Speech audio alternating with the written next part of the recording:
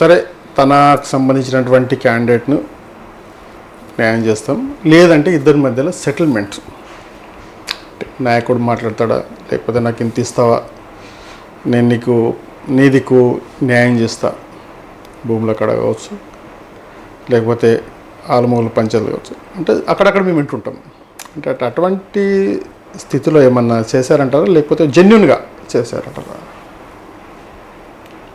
అసలు అలాంటి ఉద్దేశం ఉందనే సంగతి నాకు తెలియదు వాస్తవానికి.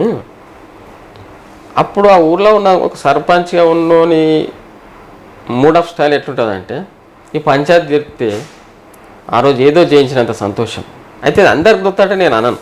ఓకే, ఇదేం దరిద్రం అనుకుంటాడు ఉంటాడు.